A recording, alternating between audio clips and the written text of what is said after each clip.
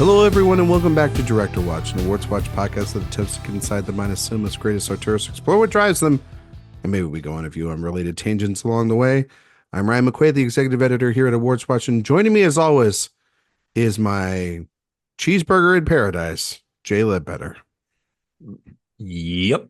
That was a Jimmy Buffett reference. Today, because it feels like we're going to the Keys, baby. Today, the Carl Franklin series ends. We're out of time. We're out of time with Carl. Oh, I know. I see what you did out there. Of time. We're See, talking you about thought out of time. I feel like I threw you off there with the intro. You did. This intro has been about as sensical as the film Out of Time. Little changes in latitude, changes in attitude, my friend. Yeah. Oh, you're going like full Buffett. Keys. Yeah. You're going Margaritaville on us today. Yeah, exactly. Searching for my last shaker of salt. You know what I'm saying? Some people claim, Jade, that there's a podcast to blame, but in this film, some people might claim there's a woman to blame. Hey, but I won't. But I know it's Dean Cain's fault. It's Denzel's fault. It's Dean Cain's fault. Is that what you said? Yep.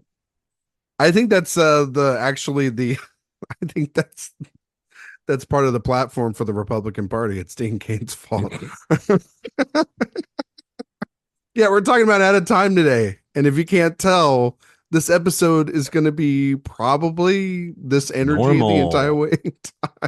We were so good during One False Move, and I think we were pretty good during Devil and Blue mostly pretty good. But this one, I've been looking forward to this episode. What to talk about when you talk about Out of Time? The film? Sometimes. Occasionally. Yes, we're here to wrap up the series.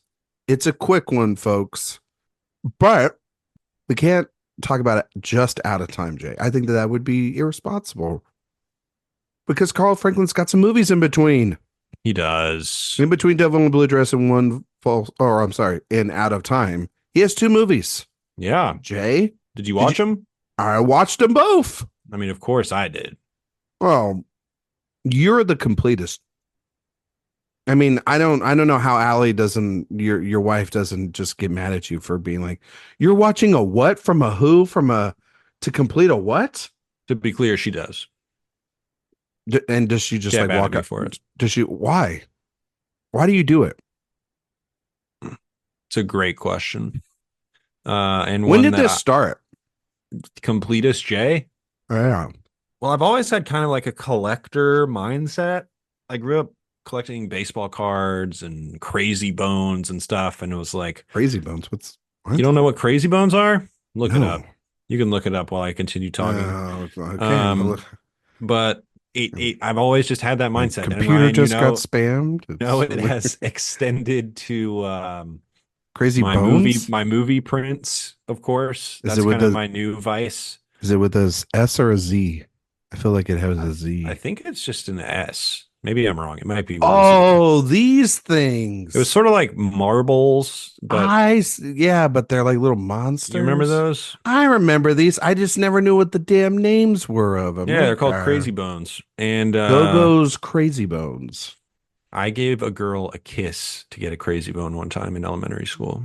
Yeah, which was a devastating moment for me. And you got suspended how long? I had to go to juvie. But that's where you came the rebel we know. But I've always had that collector's mindset. And I think I kind of have a similar philosophy when it comes to movies, which I don't always think is the healthiest relationship to have with movies. When it's like, here's a movie I don't really want to watch, but I feel obligated to watch. Probably not the best way to approach art, but that is kind of how I do it. And I also do go into it thinking, I want to watch this to kind of understand where it fits in a director's filmography and how it shaped his sensibilities or what went wrong with it and how it's her sensibilities. I'm just thinking about Carl Franklin. Okay. All right. I'm just trying to help you out here. That's all. Just right. We cover all kinds of filmmakers. Okay. I think we've proven our we're in people's good graces. All right. Okay. Hey, I'm looking out for you. That's my job. Thank you very much. But that's just kind of how it started. And I think kind of become more versed in film and filmmakers. I just think it's an interesting. You need the whole collage, I think, to Yeah. fully understand a filmmaker as much as you ever can, really. But Do you ever that's just feel, what goes on in my dumb brain. well, yeah, well, it's not dumb, but it is a brain, Stupid. but it is, well, okay. Yeah, more that. Yeah. Silly, I would say. Silly. Like out Yes. of time. Your brain is this movie. Yeah. Honestly, it's This is your brain. This is your brain on out of time. do you ever have like I have always wanted to ask you this because I have this a little bit too. Because I'm like I've kind of turned into you. You've turned I'm me sorry. into the same kind of completist mindset when and I've kind of always had that, you know what I mean? But But just not to my psychotic extent. yeah, I think Or this show I want to just match your dedication to it, if that kind of makes sense. Like if you're gonna go all in for the most part, I'm gonna try my best to do as much as I can. And usually like today, it works out. You know what I mean? If I can plan it ahead of time. Um, yeah, this you is know, an easier one to to finish, kind of finish. obviously. Do you ever feel though, like when you just want to watch something, like let's say you want to watch, I don't know, let's talk about you want to watch a Michael Mann movie and you put on Hmm. Heat, right? Hmm. Do you ever feel like, and then you're like, I kind of want to watch another one. Do you feel like you were like, oh shit, well maybe I should start from the beginning again, or you just kind of like, and then we're like, if you watch like two or three of them in like a month span, you're like, do I need to go down that all over again? Do you feel like a little shortchanged, a little like that you didn't just go all the way in, or then like if you want to go all the way in, you already watched those movies, you don't want to rewatch them all over again, like you know what I'm trying to say, I like mean, yeah, stuff I love, I'll go back and watch. But let's say I do a Michael Mann rewatch, and I'm like, okay, I watched Heat, and I'm like, man, I haven't seen Thief in a while. I'm gonna watch Thief. And yeah, it's like, I could watch Ferrari again. That was one of my favorites last year. But I will never watch The Keep again, for example. okay.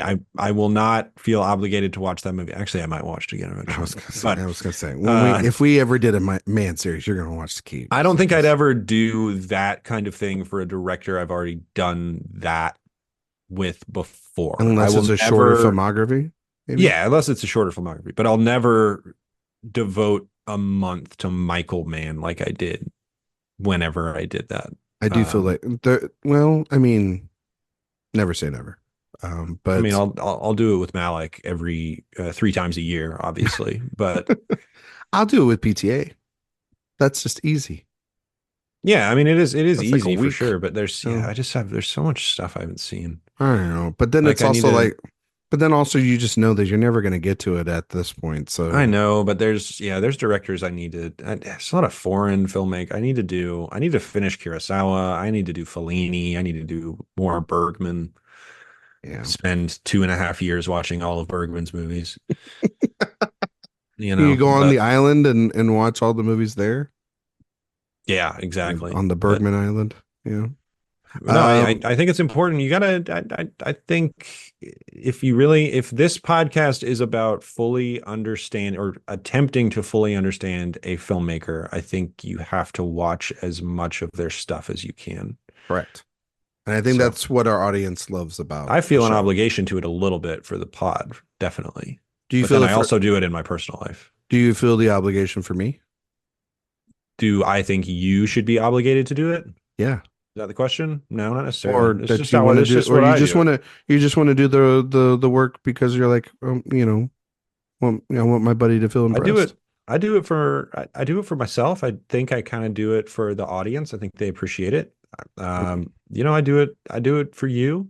Thank you. That's all I just Like wanted to hear. I don't expect you to do stuff like the Friedkin one was the one this year where it was like there's a lot of stuff to watch that we're not covering. You know, if we ever, I don't expect you to do that. if we ever did, and I'm not saying that this is not a tease, folks, to because we do have a new series that we're going to announce at the end of this episode, like we usually do when series ends. We're not teasing that the end of this episode that a Sidney Lumet series is coming. But if we did Lumet, I could just feel you dying Mhm. because I that's would like die. there are like 50 films Yeah. and some of them aren't available. You'd have to obviously go into your Oh, little I'd find dark them. web. Get like Liam Neeson and Taken right there. I will find them and I will watch them. But also there's a lot of shit in there. Like I went down the Lumet rabbit hole last year. You know what I Hmm. mean? I watched all those. I watched like 30 movies Hmm. of his. And there's obviously great films in there. And there's some gems in there too that you can find. But there's a lot of crap. You know what I mean? I would watch all of them. And I know you would. You I know what I would mean? need 6 months lead time, and I would start knocking them out. Yeah, but like if we did a Lumet series, that's like a 12 film series. That's like 3 months of our year. I I feel mean, like the that's a lot the of movies. the tallest mountain to climb would be John Ford. Yeah. He has made like 130 movies. Have you not done that though? I'm actually there are Are you plenty of good? Like you're like big I'm good. Fords. I'm not a Ford expert by any stretch. I've seen the big ones, or Like which most ones? of what people would say the big one. I mean, the Searchers, Liberty Valance. Oh, Um, I could watch Liberty Balance every day. For the rest of my life, I'd be okay with that. It's a I'm great movie. blanking on some of the other ones, but no, Stagecoach. never seen Quiet Man. Stagecoach. Quiet Man. Seen Quiet Man. Yeah. Um, Yeah. never seen like Grapes of Wrath.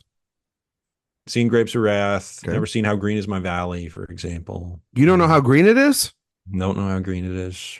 That's Jay. No, there's plenty of Fords I need to watch. So maybe I'll watch all 107 of those. See how this podcast is going, folks? We're really talking a lot about Out Yeah, of Time. yeah. I tried Um, as soon as I finished this movie, I was like, this is gonna be the hardest movie we've ever talk about. well, before we get into Out of Time, we got to talk about those other two films. And so Yeah, after Devil in a Blue Dress, 3 years later, Carl Franklin, God, I'm gonna say that, and I'm just gonna it come out by making this really fascinating neo noir film through the African American perspective, starring one of the great actors of our time and Denzel Washington.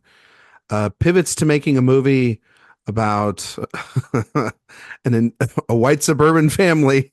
a waspy intellectual family. It's the complete pivot. And it's called One True Thing, and it stars Meryl Streep, Renee Zellweger, and William Hurt. And It does. Jay, would you like to explain to the audience what this movie is about? Yeah, I mean it's a cancer movie. It's a little bit of a weepy. Meryl Cancer or Streep. like what's your sign? If the movie's a cancer, Oh my God. So then so Meryl Streep gets ovarian cancer. oh, that kind of cancer. Yes. Okay. And her husband, played by William Hurt, is the biggest gaslighter of all time. I think it The might be biggest safe piece to of say. shit that He I've seen in a while. sucks. Uh, What an asshole! he is a Like college professor. he literally he's like the most like up his No, ass he's a writer, intellectual. right? Yeah, he's a Writer professor slash too. professor. Yeah. Yeah, Yeah. and he's so up his own ass about because he has tenure and everything and all this other stuff, and he's having a ton of affairs while his wife has Yeah. cancer, and basically forces his daughter Renee Zellweger Who's to like a leave. successful magazine writer in She's New at the York. New York Magazine. She's writing there, and he's like, "Yeah, give up your desk job, become a freelancer. So that I can write my book. I can. Oh, and you can write the forward. Yeah. And also you can take care of your dying mother because I don't want anything to do with it. Essentially, and this is a wild movie. I think it's good. I think it's really good. I think it has a baffling It has a major problem with it. plot device. Yeah. Well, it has also. I mean, Hurt is a giant asshole, and it takes a He is, long but he's time for good them at to. it. It takes a long time for the film to confront those things. I Yes, think I too agree. much, and I think it handles But it I in think such a, it, successfully. I think that's kind of the yeah, point. successfully. I do agree with that, and I think the Streep character is far more, far smarter than we give her credit for, and it's kind of filled as a reveal. But the ending of this movie is it's a bit of a. I shook my head at it. I'm like, this. Of course, you're going to end like this, where you think that there's some investigation, some twist. Um, the assisted suicide angle, the interrogation, right? Yeah, Is that what it's you're talking about? baffling. Like, It's bookended with this interrogation this is the shit they did back then, plot. though. This is like the It listen. couldn't have I just been terms of endearment. It had to be terms of endearment meets Criminal Minds. meets SVU, you know what I mean, or Yeah, Law and Order. exactly. Meets, Like, I don't know. Who can we compare William Hurt's character to? oh man, I swear to God, Hannibal Lecter? I mean, no, he's just like he is honestly. I have not watched a movie with the writing of such an asshole before in a while. Like I have not felt Hmm. viscerally like, and I mean, William Hurt, rest in peace, wonderful, great actor, but he plays this guy so well because this guy is horrible, Yeah. horrible. And also, there's this weird thing too. I don't know if you picked up on this when you watched the film. It feels as if like Streep's character is out of almost time from everyone else. She feels like almost like a 50s housewife, and he feels sort of modern. And I feel like that weirdly was like the sort of choices to make for like the divide and split between the two in that marriage, and Oh yeah. Well, Zellweger's kind of in the middle there, as well. It's like she through the domestication, Streep has been stuck in the ideals of like the 50s for in the yeah. 40s She for even such a says long like, I time. mean, what am I going to do? Leave? Like, what are you talking about? I No, love but just him, like the and way this is she kind of how talks it and works. Yeah, a the way little she bit. She's dresses, and unbelievable in she's this. incredible in this movie. Like I mean, like, yes, we all know that, like, yeah, at a certain point in your career, if you're an actress or an actor and you play the cancer patient, like you're gonna get that. But like, for God's sakes, like that scene where she confronts Zellweger towards the end of the film and her slow deterioration. Yeah, You're like, oh yeah, that's right. Meryl Streep's the greatest actress alive, and I shouldn't ever question it that. really is. Even in a movie that, like, once again, didn't make any money. It was a $30 million budget, made 27.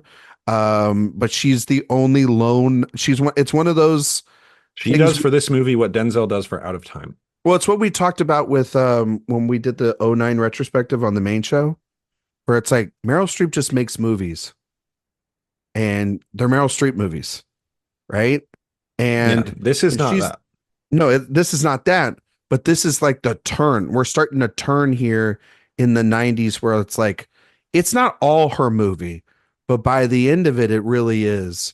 And it's the reason why you watch this outside of doing a Carl Franklin movie series, because she's nominated. She's the only thing nominated for an Oscar for it, and Oh, she got nominated um, for an Oscar for this? yeah, she got nominated for an Oscar for Oh, I this. thought this was kind of just like an anonymous Meryl thing that had kind of been forgotten. Really, you thought that people just like I mean, didn't? it was a Meryl Streep movie from the 90s, so I guess I should have known, but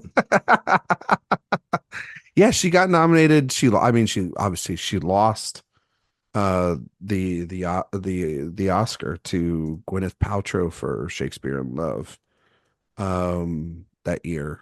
mm, I can look up the year real quick. Yeah, so she was nominated for this, and Emily Watson was nominated for Hillary and Jackie.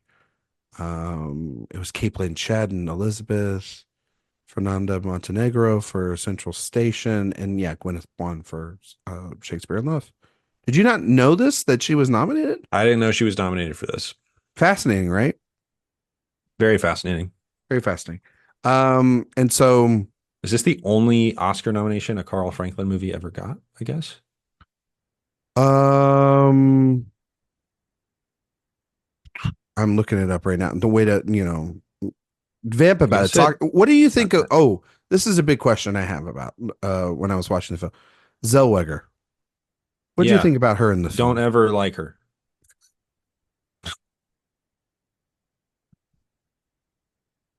Wait, like in I mean, I'm sure anything? that's not true. I'm sure there is something I I'm sure like there's her in. something you like her in. Like, do I you like her like in her Jerry in Maguire? Jerry Maguire. I I like was her in. okay. Jesus Christ. Uh, Chicago? she's the worst part of Here Chicago. we go. Okay. Um, I haven't seen the Bridget Jones movies. really? Uh-uh. Wait, your wife hasn't forced you to watch the Bridget Jones Nah, movies? never seen them. That doesn't seem like there's something. I mean, the new ones coming. I just Oh, I does mean, she's Al obviously great in B movie. does does Allie like the Bridget Jones movies? I don't think she's ever seen them. Does she like Love Actually?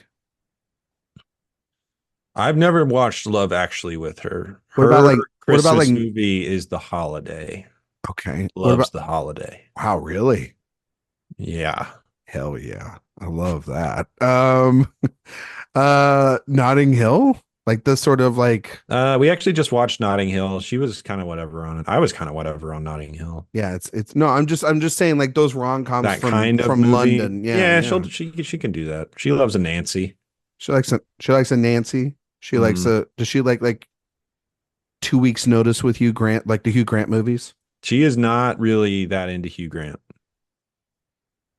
Yeah, well then So that might that be a might be a deal problem. breaker. I Yeah. don't know. I ask her that question. That would be Devil really Wears interesting. Prada, her favorite, you know. Is that the movie you guys watch the most throughout a given year? Uh That in Hocus Pocus? I'll tell you which one she's always willing to put on is Ocean's 11. She's just like, let's put it on. And I'm like, There's never a bad time. hell yeah. My wife is the same way with Evil Dead 2. Um, Okay. it's the complete opposite of that. Um, there's a bunch of other movies. I was just that's one that she just loves. It's October time, Yeah, I folks. don't think she's good in Cinderella Man. No, she's bad in Cinderella Man. Yeah, I don't like Renee Zellweger. Judy's bad. Never saw it. You never saw Judy? Never will. Just Don't not say gonna do never. it. Who directed Judy? Oh my God. Are you kidding me? Um, I mean, the AI villain from Mission Impossible Dead the Reckoning. entity. Yeah. Well, no, you had Google there. I thought you were looking it up. That's why I asked you Oh, this. I thought it was a trivia No, it question. was There's a gentleman by the name of Rupert Rupert Gould. Gould. All right, what has Rupert Is Gould he a done? theater guy? It Yeah, seems he's like a he's a theater theater guy. guy. Yeah. Um, well, he did a movie called True Story with Jonah Hill and James Franco. I vaguely remember that. I vaguely remember that one too. Yeah, it doesn't seem like we're doing a series on that guy. Anyway, she's not great. I was thinking like Claire Danes would have been better in this role. Well, I mean, look, I made it pretty clear. I think several people would have been better in this role. I just felt like Claire Danes or like God, who would have just been better in this role at this time? I don't Get know. Uma in there. Come on. No, Throw her a bone. I don't think Uma would have worked against. Well, she does work. She does have Prime with her later. Just put Julia in. Let's go Julia Merrill. Oh, like Julianne Moore at this time? No, Julia Roberts. Oh, Although Julianne Moore would have been good too. That would have been good too in '98. Yeah. You know what? That gets expensive though. That gets expensive though at this time. Probably Carl would have been like, I can't afford Julia Roberts. What the hell are you doing here? It's a good movie though.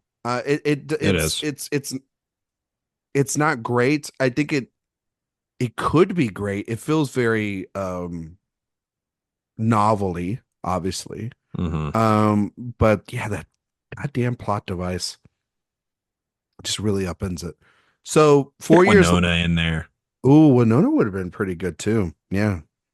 4 years later, is High Crimes. Yeah. Judd? Would Judd have worked? Ashley Judd? A little too A little too much. fierce. That's true.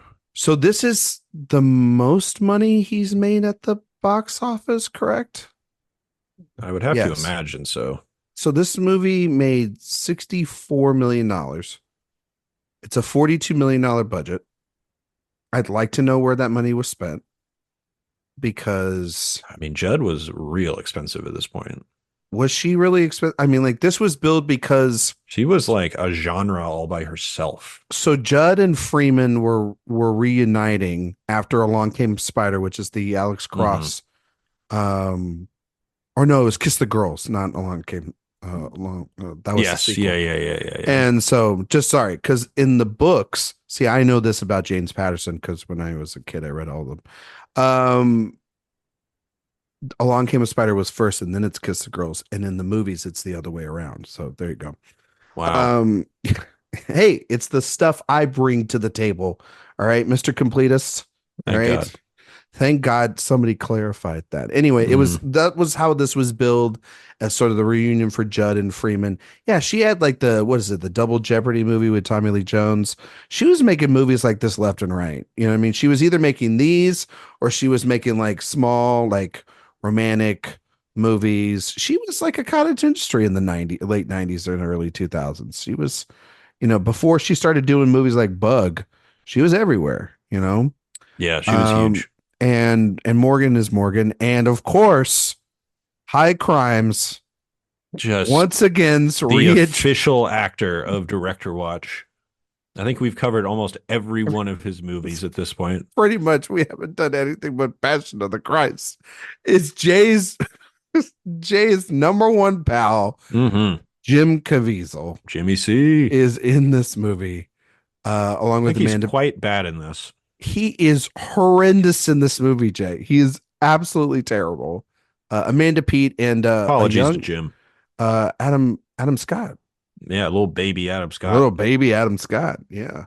Um, High Crimes, a legal thriller about Military legal thriller. military legal thriller about like a wife whose husband, who she thinks is this one guy, is actually another who's taken in by the Marine Corps and put under trial for murder for former missions and going AWOL and all that different stuff.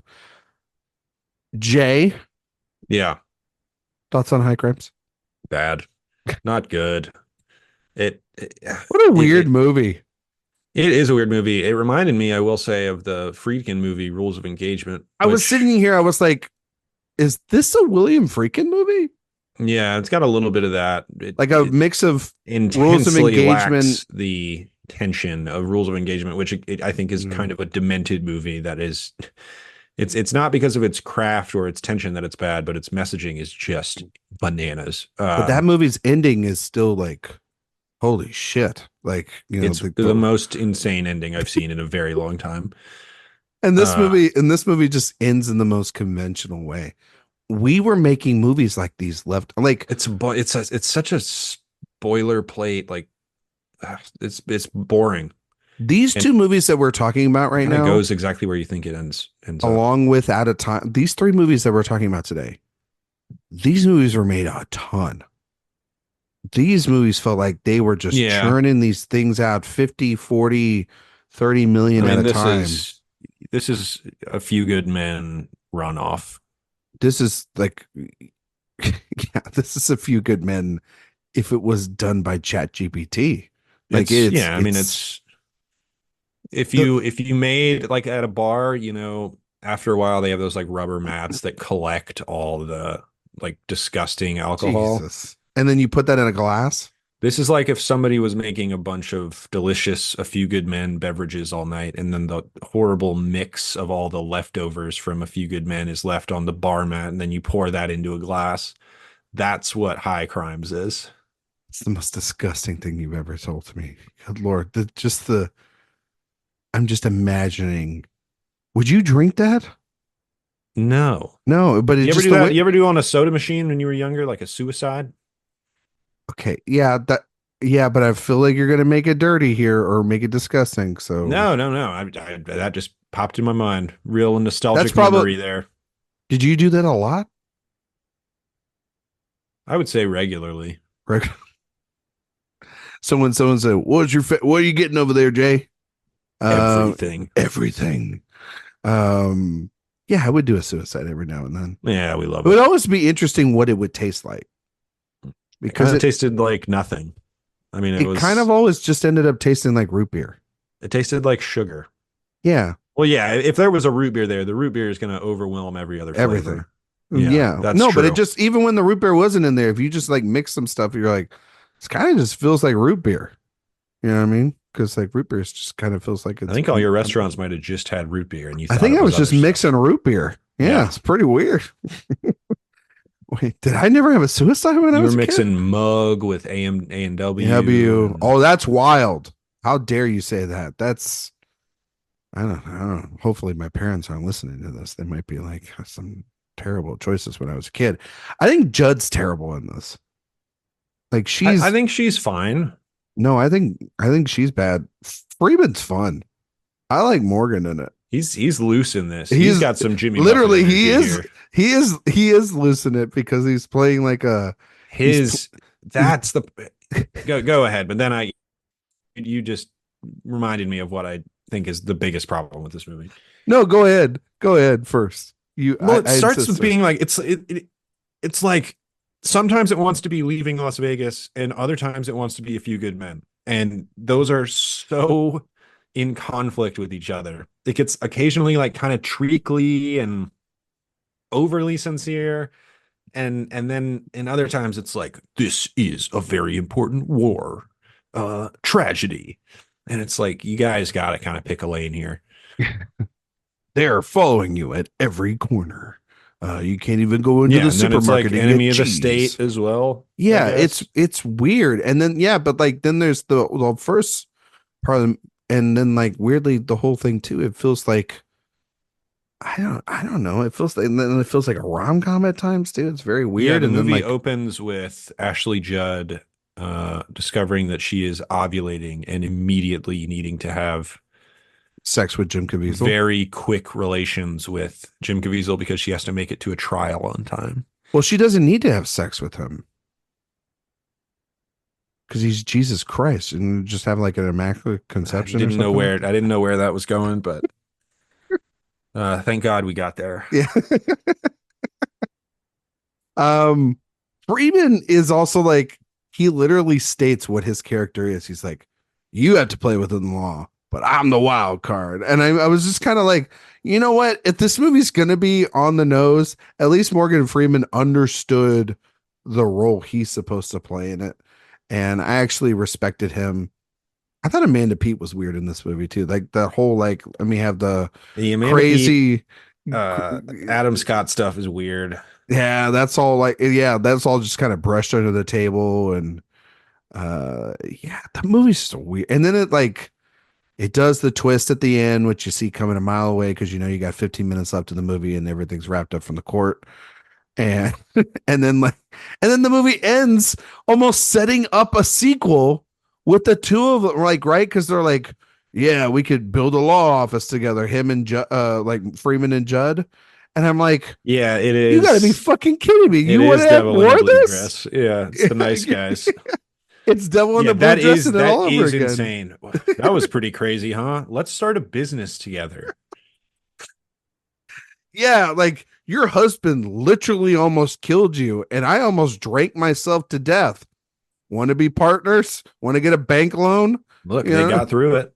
You know, but again, it's a baffling film. A baffling film. It doesn't make its money back at all. No, it's way too. It also it's like this movie was $42 million. Where is it? Where is it? These budgets are getting bigger for him, and they're just not connecting. Again, I think it was the Judd Freeman reunion. They were like, "This is gonna work." You think it was Caviezel? Do you think he asked for too much? He had the juice. He could ask for whatever he wanted. He could just 97. You kidding me? This is post. Well, this is post. No, it's right, pre Thin Red Line. Pre Thin Red Line, but he probably showed the studio, hey, See that movie You coming? seem to be forgetting that he played FA-18 pilot in The Rock. That's right. He's barely in that movie. You can like see him and everything. God, Caviezel, can't wait to talk about him some more down the road. Is there another person or another film we could potentially talk about Oh with no, him? this was way after Thin Red Line. What am I talking about? I don't know why. Um, I was thinking about when One True Thing came out. yeah, yeah, yeah. This is well after Thin So Red see, Line. he can just be like, so he did get a big he This was the was like same year as Count of Monte Cristo, so he's actually like doing stuff.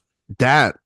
He was the star of that thing. Yeah, that Him is and his Pierce. movie. That's his Yeah. movie. He is the Count of Monte Cristo. Are we going to be talking about him anytime soon again? Is this it? You might say, just get it all out now. I'm thinking. Hold on. Let me see. What are some other movies we could potentially do of his? Who God, did Count of he was working. Who did Count of Monte Cristo? Kevin Reynolds. Hell He did yeah. Robin Hood. He was like Costner's guy. Oh, he was the Costner dude. Yeah. Oh yeah. Yeah, because every now and then Costner would go. He did Hatfields and McCoys and Waterworld and Robin Hood. Fandango and yeah, Prince of Thieves. Mm-hmm. He did Tristan and Isolde. Not Yeah. sure. Not sure we'll ever get to another Caviezel movie as I'm looking at it. You Unfortunately. sure? Kind of Gus Van Sant might be the only opportunity, My Private Idaho. or Lawrence Kasdan, or of Yeah. course Michael Bay in a very very small role. Yeah, because we're never gonna do Mel. I don't know. Just Never say never. I'm saying it now. It's Well, he never was in gonna. G.I. Jane, which we covered on the old pod. Yeah, we didn't do a full review of that, but we did True. mention that. Um, Oh, Ang Lee. what is he in? He's in Ride with the Devil. Oh, that's right. Shit, we are gonna talk about him probably at one point. One of these years in the future series, Ang Lee's definitely one on the table. Can't wait. God damn it! I'm so sick of talking. I think if his IMDb is up, I think a large percentage of that is because our asses have been talking about him. And it's like, yeah, at a certain point, he should be paying us for all the free marketing. Man, I'm telling you for real, this dude was working. Dude, He was in 4 movies in 2004. really? Damn. Yeah. And that was And when then Passion of the Christ came out. so then what happened? Like, why hasn't he been working like in the 2010s that much? I couldn't tell you. Maybe he got weird. You think he got weird? You I, mean, think I he don't know. I don't know when the turn was. When did the well, also he was doing Person of Interest on CBS from like True. 2011 to sucked into 2016. the procedural machine. He loved doing that show. Like that was also like, okay, it's Jonathan Nolan, it's J.J. Abrams, Michael Emerson's coming off of Lost. It's a pretty good show. Taraji P. Henson was with him in the first couple of seasons. Like, did you ever watch No, I didn't. Sorry. I Okay. was say something mean. He kind of came out as a little, weird. Well, that movie or that show is all about how like the government is watching you. And then that kind of then I think sparked him to open up his mouth. You ever see Sound of Freedom? No, Jay. I never watched that movie, but I did buy 6 theaters out just for it. You got to support the cause. Did you see it? No, there's a demented part of me that wants to watch it. Are you thinking what I'm thinking? Who directed that? Little bonus content? No, we're gonna do an Alejandro Monteverde series. What the hell has he done? He did Bella. Okay. The little boy.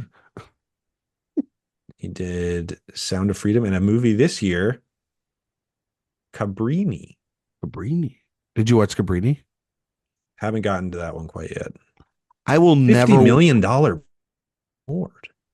For what? Cabrini? Cabrini. How much did stupid Sound of Freedom make again? I don't know. Let's It take a made look. on a 250 mil. $14.5 million budget. How much of that money is real? Oh God. I mean, that's a money laundering scheme of It was some a money. variety. Yeah. It was. Um, High Crimes, bad movie, Yep. really bad. Um, Quite bad. we'll never watch it again. But I'm glad I. But No. I'm glad I weirdly did. Look, the completist in me is very satisfied. It's Well, a no, it's demented film. I'm glad I watched it. no because it's like. Have you ever seen Double Jeopardy with Judd and Mm-mm. Tommy Lee No. Jones? Mm-mm. It was just one of those posters, Oh, Double sure. Jeopardy and You're High right. Crimes Yeah. that you Long just came a spider. yeah, you just saw those posters a lot when you were a kid, when you were at the movie theater, you know what I'm talking about, Jay? And I never got to see the film, and I'm just kind of glad that I got to I'm glad that doing this series got to cut off a weird um check mark off the watch Childhood list. Ryan Yeah, crossed something off. exactly. And you know what? For How him, I about that? say you're welcome, buddy.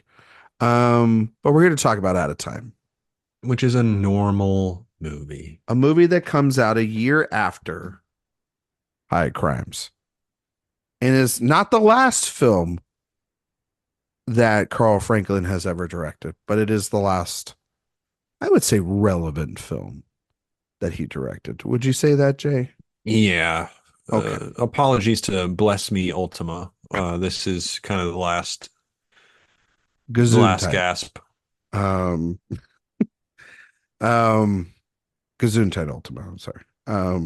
And but this movie is a mystery cop thriller set in the Florida Keys in this small town, and it stars one of the great ensembles of all time. It stars Denzel Washington, Ava Mendes, and Dean Cain. The big three. When I think of movies, I think of those three. I mean, Son of Lathan is Yeah, probably Son of more Lathan. Yeah, relevant than Dean Cain, but yeah, but I mean, Superman's in this movie. where is Dean Cain at this time? That is a good question. Let's check that out. When did he open up his mouth? This is going to be our best episode. So he at this time, I mean, he's obviously done with. Oh, he's doing the Ripley's Believe It or Not show at this time. Remember Is he? that? Oh, yeah. Talk about a dude working though. Look at all this stuff. Yeah, this is out of control. And How you know many- what? Kudos to him, I guess. Still working. Yeah, because he's working in a lot of Well, those. now he's like, doing the Kirk Cameron Christian movies or whatever. Miracle at Manchester. he made 7 different films in 2019. Yeah, all of his movies now, all the posters look like 30 Rock posters. Andy the Talking Hedgehog, starring Dean Cain and Tara Reid. One. Yeah, this guy's filmography. Jay, it's fucking insane. No, it's good. He's got a lot of great stuff in here. I mean, what is he most known for? What is Dean Cain most known for? The Superman show, right? Did you ever watch that No, when you were a kid? no. You never got to see it on TNT? I just didn't watch it. I don't know why. Him and Terry Hatcher? What's it called? Lois and Clark, The New Adventures of Superman. Lois and Clark. Good title. Right? It's pretty good. I mean, it's good. Um, But what I remember him most for is the Ripley's Believe It or Not show. You do? Yeah. I see. I never watched that. Interesting. I just remember, cause see, Lois and Clark, it went from 93 to 97. Mm-hmm. And I just very remember, young. I remember it playing, because they canceled it after 4 seasons on ABC, but I remember them playing it on TNT because TNT needed content during the day. It was not a good show upon retrospect, but like for a kid, it was like, oh, it's Superman. You know what I mean? It's like a Superman show. I get to watch Right. Superman during the day. Like, oh, cool. But like mega low budget. Mega low budget ABC show. Like, yeah. Looks like he made an appearance in the film Obamagate, the movie. What do you think that's about? And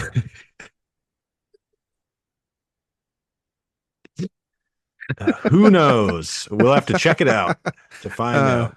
wait, who directed Obamagate? It doesn't even have a Wikipedia page, unfortunately. No. Oh, Peter Strazek, who is What a. else? All right, we're going down a weird rabbit hole here. This is what happens when Dean Cain's in your fucking movie, man. Yeah, so this was. Oh no, sorry. That's the role he plays. He plays Peter Strazek, who is a former FBI agent. I bet you He he led had. the investigation into Russian interference in the 2016 U.S. election. Oh, so he's probably like got insight into like Benghazi and like the emails and the pizza parlor and all that other shit. Oh. Something like that. Cut that out. Also, of course, he's in God's Not Dead. Here's the weirdest one. The weirdest thing on his filmography. Even weirder. Oh, can I guess? Yeah. He's on Bluey.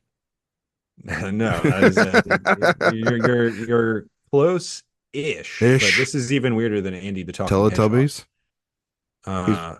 He is one of the voices in the dub of The Tale of the Princess Kaguya. Yeah. How about that? What?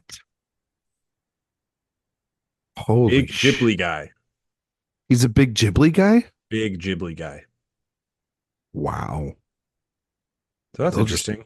They'll just hire anybody to do these goddamn things nowadays. I guess so. Well, he does like 900 things, and it's not surprising he's going to pick something that's actually good out of the pile or get an offer that's probably really good. His filmography is absolutely insane. That's like James Woods having a little bit of the rights to the book for Oppenheimer and being able to be an executive producer still.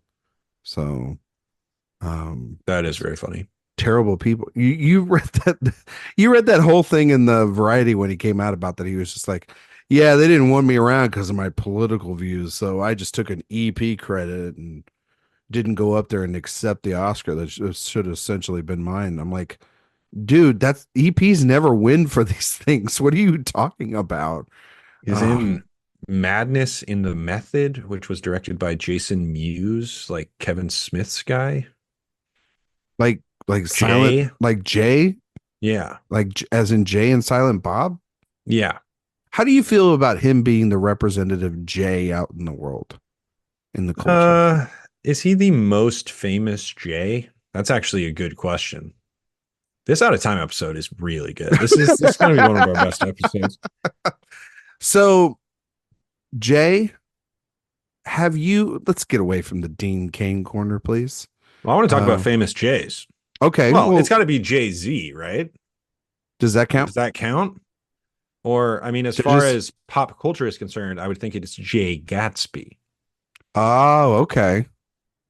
How am I doing in the Ryan departments? There's so many Ryans. So many good Ryans. Gosling, Reynolds. Well, I wouldn't. Gosling. All I need is Gosling, and I kind of win. You were about to lean in about some. Were you going to say somebody else? No, I'm just thinking about the famous Jays. I'm looking it up now. Leno, of course. Have you seen? Oh, he's in this movie. He is in this movie. Have you seen this? He plays like there's a plot point around when Jay Leno ends. That's like a crucial piece of information. I was thinking about you the minute that started playing because it was like, have you seen this? And I was just like, I started doing it.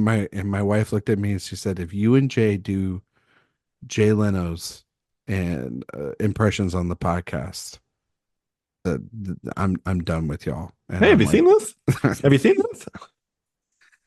Have you seen this movie? It's Out of Time. It's with Denzel Washington. It's very good.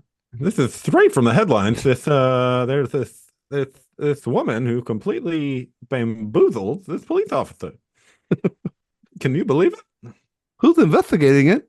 Who would have known? His ex-wife. He funded it all with drug money. You're not going to believe it. I Anyway, sound he's like one Kevin of the Newhart characters. and the Newhart band. My Jay Leno impression sounds like the mean elf in Rudolph the Red-Nosed Reindeer. That's what mine sounds like. It kind of veered a little towards Seinfeld towards the end of it. A little bit. Yeah, Like just in when he like gets really high pitched. when you get really high pitched, what's the deal? What's the deal with Denzel? Yeah, the Jays are not great. Jay Baruchel, Ugh. Jay Farrow, Jay Cox, screenwriter. Jay Chandra C, the Broken Uh, Lizard guy. oh, the Broken Lizard guy. Jay Moore, that one's tough. We're just gonna stick with Gatsby, who is like a totally cool, aspirational guy. I'm trying to see. So I've got. There are so many. Oh, look at this. How about this? This Okay. is huge. Uh-oh. There is an actor named Jay Ryan. Jay Ryan? Jay Ryan. He's What have an they been in? Australian soap opera actor. Yeah. Yeah. And let's see. Has he been in any films? He's in It Chapter 2. Chapter 2? He's in, that's the only thing I've ever heard of that he's been in. But he was listed when I searched for most famous people named Jay. I got Reynolds. I got Gosling. Yeah. Sadly, Seacrest. Yikes. Coogler. Yeah, I mean, that's a cool one. That's a cool one, right? Trying to see some other of these guys. Yeah. Ryan Murphy makes a lot of TV shows. He does. The guy's got more money than God. Ryan Phillippe. Sure. Ryan Lochte, Olympic champion. Okay. See, I'm not helping my cause. See, I think I'm top heavy. How about Ryan Fleck? Who? Director of Captain Marvel and Half Nelson, co-director of those films. Oh. Oh, yeah. Okay. Yeah. I'll take him. He's like 45 on this list that I'm looking at here. Yeah, I'm going to go with just Gosling There for are now. plenty. I'm going to go Gosling and Coogler. And I'm going to stick with you those. glutton. There's so many Ryans. Throughout history too, probably. Yeah. Do I get to get in? I don't get to get in the Brian territory, which is, I feel, making more of a resurgence than anything else, sadly. But anyway, out of time. Jay, I actually am curious. Had you ever seen Out of Time before? I had never seen this movie. Really? Because this is another one. This is another one of those movies that came out around, a couple of years ago. When I was young, this is a blockbuster video. Yeah, this is a big time. I knew of this movie so intensely, but never saw it. Like, I seen Denzel on that poster. I know that he's in trouble in this movie and everything. In the hot Florida sun. Yeah, he's sweating it up. I know that this is like one of Ava Mendes's first big things as well. And I've always wanted to watch it. I've always been, just ready to put it on. And yet I needed a reason. And here we are. Jay, Out of Time. Buddy, I want to know what you think of this movie. Yeah. So in case you haven't noticed, we're vamping a little bit to talk about this film because I don't think there's a ton to talk about with this movie. I think there's a ton to talk about. What are you talking about? This is the most in-depth movie we've ever had on this podcast, Jay Ledbetter. What are you talking about? I think if there's anything to talk about it, it's kind of how essentially it seems like the Hollywood system muzzled Carl Franklin after Devil in a Blue Dress. Or maybe he was just like, I guess I can't make the things that I want and be commercially viable. And I think that's extremely unfortunate. This film I had fun with it. I think it might be bad, but Denzel Washington is responsible for like a full star. So it makes it passable. That's kind of all this movie is. The plotting in it is absolutely absurd. The twists that the film takes are ludicrous. The actions that the officers take in it are ludicrous, officers and agents. Wait, are they Luda? I wish Luda was in it. I I was thinking a wish it little was bit about I mean Fast, for Too yeah, Fast, Too Too Fast, Too Furious. Furious, of Yeah, I course. was thinking too. Yeah, I was thinking Bad Uh Boys too. yeah, Mm. yeah. I mean it's genuinely a hard movie to talk about because there are some cool Denzel moments. I think Denzel is very good at being Denzel he is Washington. both one step ahead and one step behind in this movie, which I think is when this movie has the most juice, where it's like, all right, I'm in a bad situation here. And he really plays that anxiety well, but he also kind of always knows how to wiggle out of a situation, whether that is by throwing a man off of the fifth story of a hotel or and just nobody caring about it. That's not Or true. That one lady came around the corner and said, "That man fell down." yeah, I guess they have no cameras. It's It's 2003, 2002, yeah. probably not. When did Enemy of the State come out? Like in 98, 97? 98. Yeah. Um so it is an absolutely ludicrous film. Denzel is so good in it. I think Sana Lathan is quite good in it as well.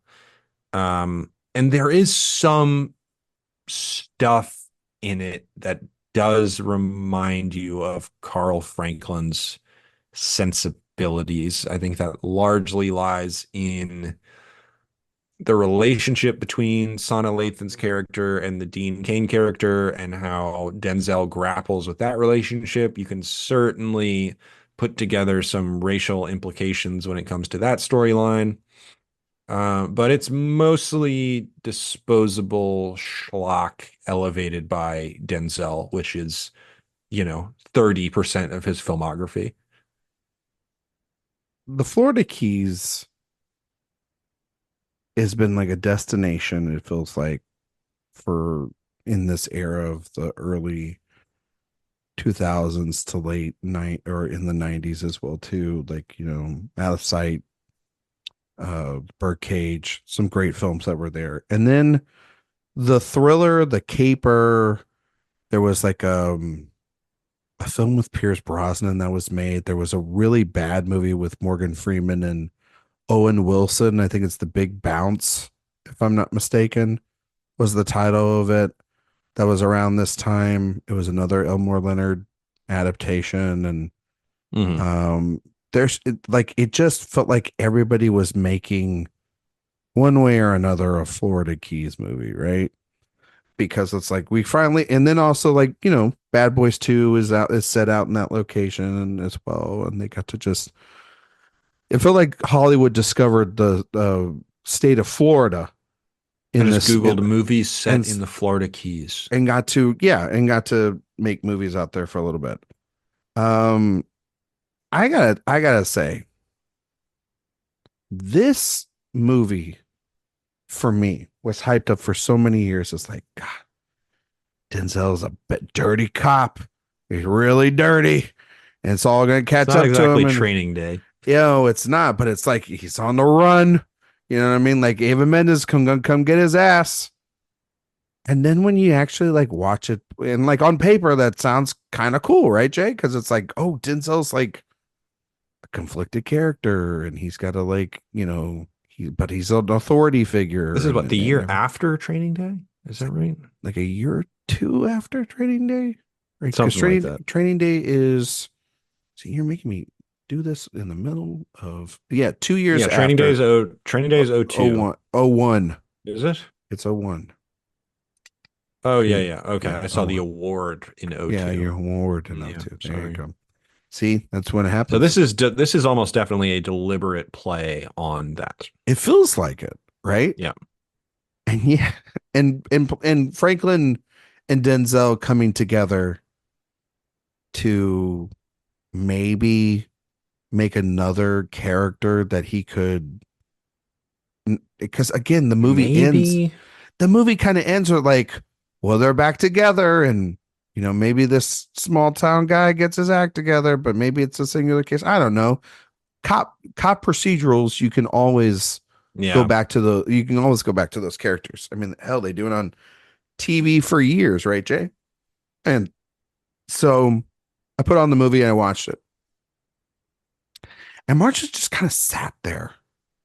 And I was just there. You know when you just watch a movie and you're Just just kind of there? washes over you. Yeah, like Just, it washes huh? over you like the Okay. waters and the keys, you know what I mean? It's And an interesting way to spend an hour 45. it was it was really interesting. Like perfectly Uh, fine, you like a know? perfectly it like okay. There I usually don't do this a lot, Uh-oh. but I gotta talk. Like sometimes the logic bug hits me hard. I You can don't think re this is like iron tight, ironclad logic in this movie? no. Um One, the technology is beyond stupid. The little GPS Love the tracking thing, Palm Pilots. the Palm The Pilots Palm and Pilot stuff. action in here is great. It's like we've got a product to sell you this Christmas. This is And firmly entrenched in 2003. also, just before I even get into the plot, you have a hot summer sweaty setting of a movie with Denzel Washington in the Florida Keys, and you release this movie October 3rd. What the fuck are you When else are you supposed to do it? in the fucking summer? It's like Like this, this. It's like the whatever new Halloween movie we got, you got Lord Scream of the Rings in sequel. 2 months. What are you doing? What are That you sounded like doing? Seinfeld. What are you doing? Um, doesn't make any sense. It doesn't make any sense, Jay, to release a No. movie like this. That's a failure, I think, a little bit by MGM and Franklin and everybody involved to think that that was a smart move. Um, sure, I get what you're saying there in terms of.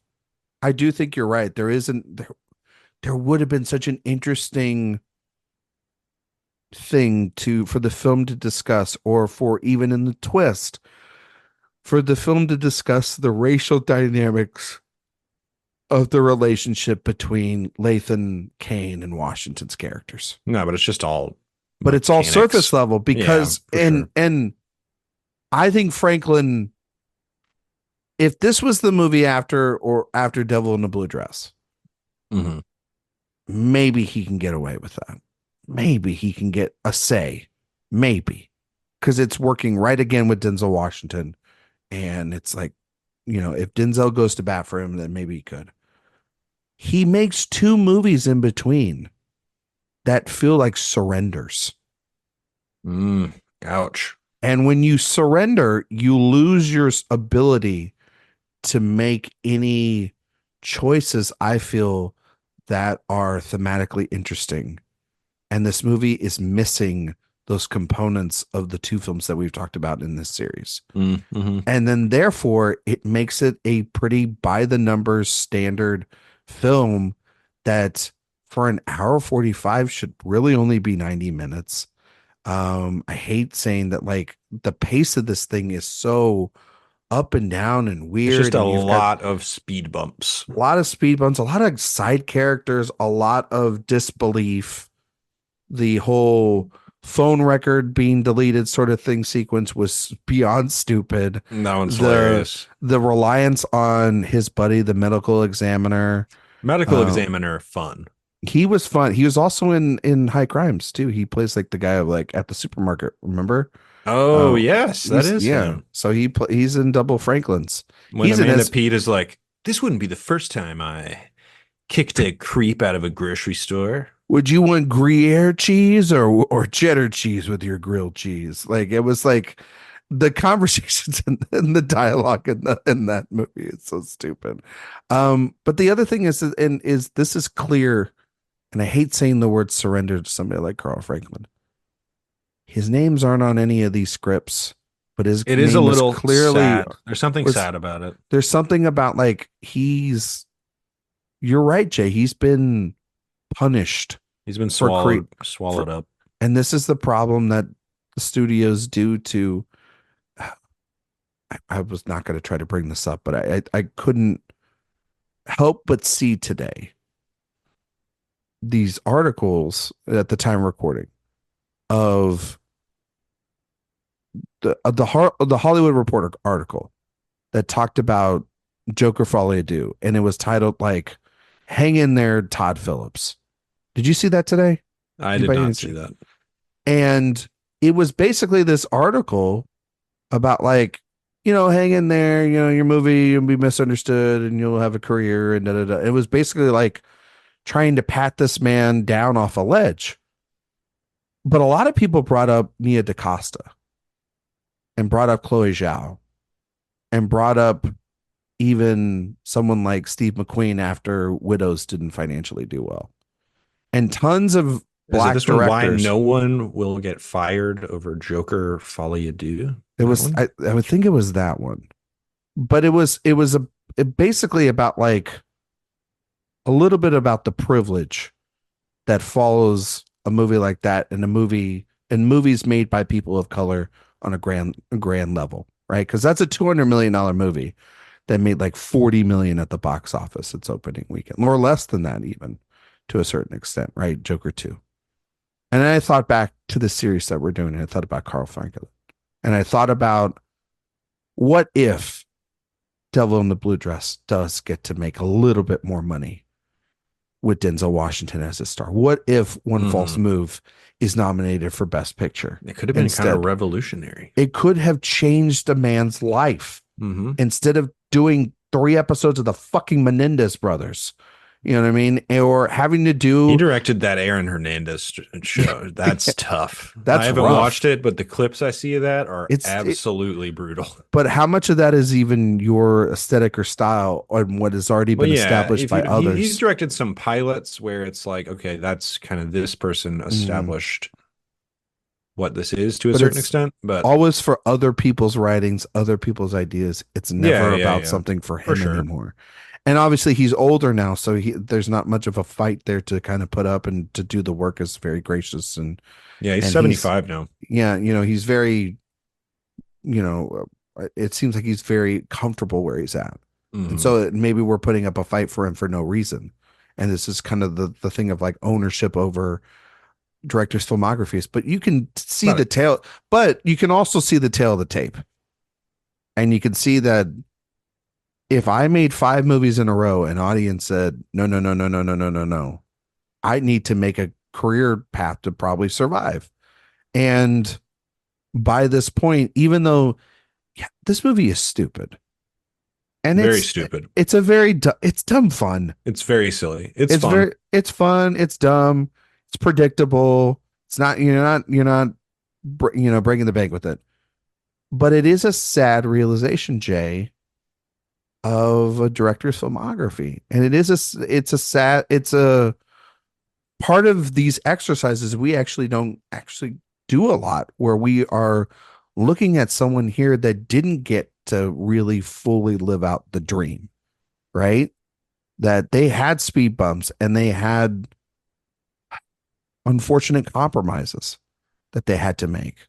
And this movie feels like, it doesn't feel like a last, like, I'm going to throw everything at the kitchen sink, and if they throw me out of Hollywood, who cares? It feels like, yeah, I mean, I've got Denzel Washington and I've got a pretty decent script, and I'm just going to try to get us to point A to point B, and hopefully audiences enjoy it. And it just kind of feels like that the kind of level seems to be the objective. Exactly. It's like, this is what I am now. I am a journeyman. I am sad, isn't it? It's very sad. Because you watch those first 2 movies and you go, holy fucking shit, this is an artist. This is a guy. Yeah, he's got an eye for this, and an attention to detail, and a sensibility. Yeah, that's kind of missing. A point of view. Yeah, which he doesn't have with any movie after Devil in a Blue Dress, I guess, right? I mean, I think the point, it's not to say that the movies are bad, but I guess the point of view,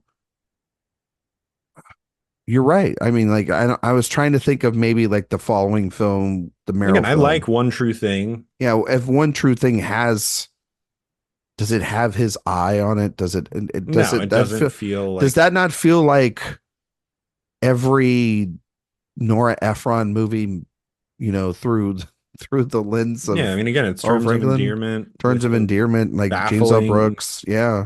Plot device. And, It's Where maybe that it seems like maybe what Franklin was interested in was that weird device that ends up being an important part of the story. But I actually do think that you're right because that device, it's dark, it's cold, it's very singular, it's between the two characters. It is also very TVE at the that feels it and is a at the little bit. time, but it It's all also about felt external forces, yeah, kind of ruining. I actually do think that that's Yeah, him there because I do that's too, and it's the worst part of the movie. yeah, because it's going up against the more interesting storyline. And also It's a it's pretty just like good weepy. it's a pretty yeah, it is a pretty good weepy. And it's based off a novel and I cried it watching it. I don't know about you. I cried. Meryl got me. Meryl always gets me. Yeah, Like what's not to say? I mean, it's Meryl Streep. But I this got to movie, rewatch Bridges. have you not seen Bridges I in a got. while? It's been a minute. You haven't taken the walk over the bridge? I haven't crossed that bridge. When she sees him in the car in the front seat and she just doesn't go and her husband's like, "Are you okay?" And she's just breaking. And then she Yeah, gets home. it's a good Oh, movie. that though, I always wanted to tell you this.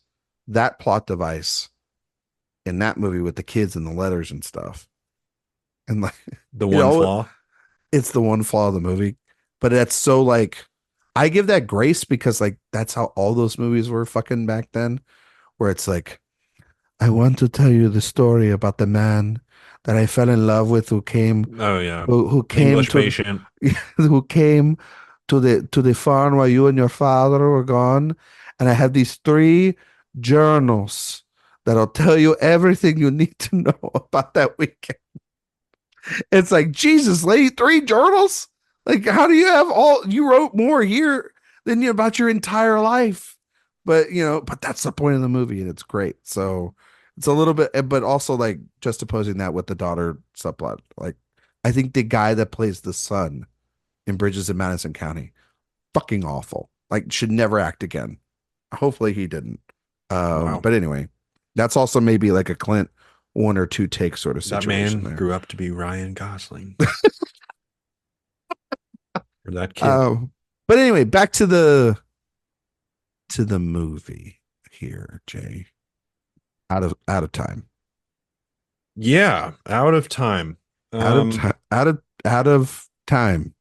Out of thoughts. Out of th- Are we making this short? No, I don't want to make this a short episode. And I don't want to cut the movie short, but the let's go through I think it's the saddest movie we've ever covered. Like the one because that bums me out the most, even though it's far from the worst movie we've covered on the show. is it because of the potential that you see on screen? It's because I feel like Franklin was just dealt a bad hand and unfairly blocked out. Yeah. Because like if you go through Denzel's character here, maybe probably the stupidest character he's ever played. Oh, One of them? that's a good question. That's Now, a see, good now we're question just to going ask. through like Is he Denzel. is he stupid in this movie? He's He pretty stupid. is, He falls right in for this. I think he is He's emotionally he's woman crazy. rash No, he's and he's clever, but he is clever. yeah, but he has to be clever because he did so many stupid things. Who's the stupidest character he's ever played? Who is the stupidest character he has ever played? This is a good question. Would you say the guy in Ricochet? No, he's a genius. No, the guy in Ricochet is kind of stupid. Like, just tell your wife. I mean, what about Just the dad tell- in Fences? It's not Is exactly a. is he stupid? I mean, he I does don't get know. I another. don't think He does have. Ricochet is good. What about the pilot in Flight? He's pretty good at flying. Yeah, but he's also a terrible liar and a drunk. What about? I don't know. This is tough. Roman J. Israel. My beloved Roman J. Israel. I love that. I like that movie a lot too. No, I'm just trying to think like who is the foolish, dumbest character he's ever played. He doesn't really do it. Even his No, he low doesn't. status characters are smart. That's why it's kind of interesting. That's why, like, from a perspective of Denzel Washington here, it's kind of a fascinating But he's character. pretty quick on his feet though too, where the feds come and they're like, and he immediately is like, "Oh no, you guys told me to drive the money to you. What are you guys talking about?" And he does that just like right away. Or the stupid fax machine thing.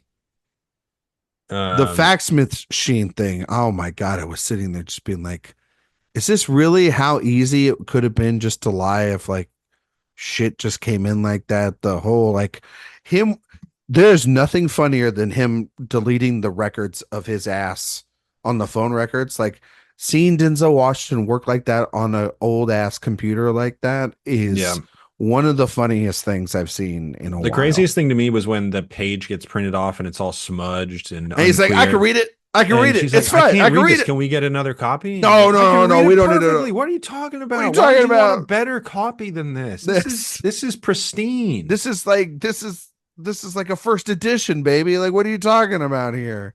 Um, yeah, I think also too, like, I didn't notice it in the film, but like, okay, so he goes into so the whole setup here, folks, is that he plays he plays this guy named Matt, and who's the chief of police of this really small town in the Florida Keys.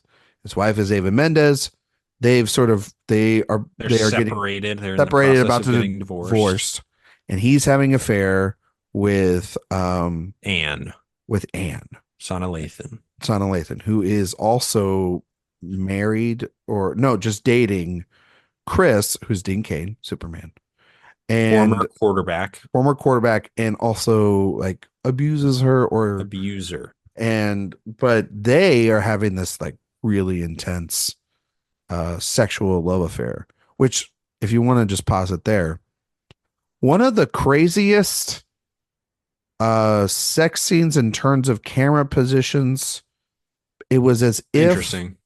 I have to say it was. I know the rumors for years about Denzel Washington not wanting to be seen on camera having sex, or there's the Pelican Brief stuff we talked about in the last episode, and a bunch of other things. And they cut out a scene in Devil in the Blue Dress, if I'm not mistaken.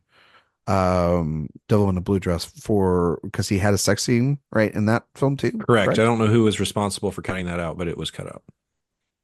The Jay, I don't know what you thought here, but I was like, oh, I mean, he Denzel. does have sex in Devil in a Blue Dress, to be He fair. does. He does. It's very But there, dark and they you use can't see very weird language in that scene. exactly. I don't like it. I don't like it either. We're not It's gonna. kind of Yeah. very off-putting, Yeah. but we're You not going you to want discuss to that any you want to further. repeat some? Nope. Nope. Okay. Nope. Nope. Nope. Nope. Nope. Um, but the way in which the camera, like, it's more like he's just hugging her, right? You don't see anything. Like it's just weird. It looks like weird. It's like when he's holding her, I mean, it could be it just shown looks like, on network TV. yeah, it could be literally shown on a plane with nuns sitting next to you, like the Yeah. way it's done. Like everyone's got shirts on, everyone's got. There's no below shots. I think Denzel's shirtless. No, Is he not? he's got his shirt on. Shirts on. He's Shaq. Donald Duckin. Yeah, he's yeah, he's Winnie the Pooh in it. All right. Yeah. Okay. All right. But damn it, Donald Duck in it. But it just was very awkward. Like the scene felt very awkward in watching It it. was. That's what like the And thing. that It's again like is the thing where I'm like, this is a man who is being told what he is supposed to show. exactly, but it also feels like Denzel, you're the coolest guy in the world. Are you scared of going home or at the premiere if your wife sees you in a scene with these women? Like you do know who you're going to be cast with. Like it's part of the job. Like Well, also, he'd never done it before. also the idea of like that Ava Mendez is son of a bitch, and that Ava Mendez is his wife. Like I feel like Latham's should have been the Ava Mendes character, and the Ava Mendes character should have been Latham, like the in terms of age or just I don't know. It Uh, felt a little weird. how much younger is Um, Mendez than Denzel? Like 20 15, years? 15 years, 16 years, Yeah, you know. something like that. So and I at don't know. that time, it was she was She probably would have been like in her 20s, and 30, yeah, maybe 30. yeah, Probably maybe not 30, even and 30. he's definitely 45 by this point, right? 2003. Something like Yeah, he's that. probably about 45 and she's maybe Yeah, mid late 20s, yeah. if I had So to guess. it's like, okay, you're supposed to know each other like a long time. But anyway, so he's having this relationship with Anne. Chris essentially, or not Chris. Yeah, Chris has a life insurance policy, and they had a joint one, and it was like for 45,000. He upped it to 1 million. She supposedly has terminal cancer, and she finally tells him that, and she is gonna cash the policy or whatever, right? Just kind of turn it in, or thinking about turning it around, right? Is that what she does? Well, Like, she discovers, in air quotes, that Chris has taken out a larger policy than they had discussed. Meanwhile, Anne or Denzel is like, "Hey, there are other alternative methods that we can take to hopefully try and fix this." And Anne's like, that would be great, but I don't have the money for it. mhm. And so Denzel is like, I know where we can get some money. And where can they get some money, Ryan?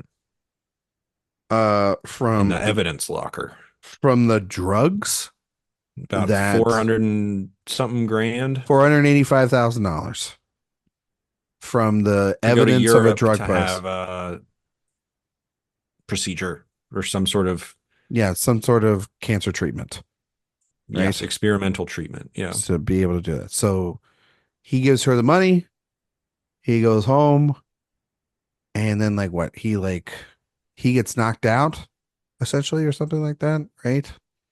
Um like how does it work again? Like he gets out of work, and by the time he gets there, the her house is in flames, right?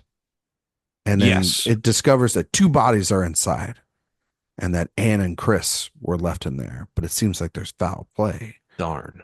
and that the neighbors have saw people, and the description fits Matt's, but his ex-wife is now Ava Mendes is the one she's a detective for She's Miami, with the right? DEA, right? Or Isn't the she? Or is DA. she No, FBI? she's just a I think she's FBI, right? Is she FBI? This is a I great up. she no, she's just like I guess a Miami police detective. I don't know how the logistics work of this. I don't remember FBI or any of that mentioned in there. I do know the DEA agents are coming in because there's a trial about the drug She's a dealer. homicide detective. Yeah, she's a homicide detective. Thank you. But the DEA agents and all that want the money that he gives over to Lathan because of the fact that, right, Jay, because of the fact that like they They got need it it as evidence for for a case. for a giant case to put away this Yeah. giant drug dealer. And so this is where Matt has to clear his name. He has to find Get out the money who back. get the money back. He has to find out who not only cleared his name in implications of any of this involved, but also figure out who's framing him Hmm. and all the parties involved in general, and try to do all this before anyone figures out that he had this affair, because he doesn't fucking tell anyone about this, because that would maybe be smart too, I guess. Do you think he should have told, like, His wife? or anybody from the get-go that, like, hey, I was having an affair with this woman, but I had but then I guess if he says that and the money's missing, Sounds like a real presumed innocent situation. Exactly. That's what this movie is. It's presumed innocent with Denzel Washington. And very dumb. And very dumb. Not that the presumed innocent TV show is exactly the smartest thing in Or the the world, movie but with Harrison Ford. yeah, that movie's long. It's weird to say that that movie's long. Meanwhile, there's a 8 episode Episode TV TV series that series. I was Yeah. like, oh, okay, this thing's kind of moving. Did you like that? Do you think Jake did a good job? Uh, yeah, I liked it. It's not the best show I've seen in the last, couple years or whatever, but I What had would a good that time be? with it. It's fun. What would that be? Best show I've seen in the last couple years. Hmm, it's a good question. Hmm. I can't think of anything off the top of my head. What have people liked recently? What's the big stuff? Oh, like Succession. People love Succession. Yeah, They never watched love Succession. Schitt's Creek. They love The I mean, Bear. Schitt's Creek is They love good. Season They, 2 of The Bear was pretty elite. they love just trying to think of other things. People loved Mayor of Easttown during the pandemic or whatever. They loved I don't know. There's a lot of stuff. Yeah, I'll basically do anything but talk about this movie. So Yeah. we can keep running through it. No, I Yeah, mean, I think we're doing more plot synopsis in this episode than we've maybe done in any I think other you have to episode. because you got to kind of establish the absurdity of the first 20 to 30 minutes of this and how stupid. But also because And there's nothing else interesting about it. no, because like you're right. Because the only thing is like these characters are stupid. These are stupid characters But because they're meant to be taken as competent. yeah, this movie doesn't have enough fun. Like who's the guy that plays the coroner?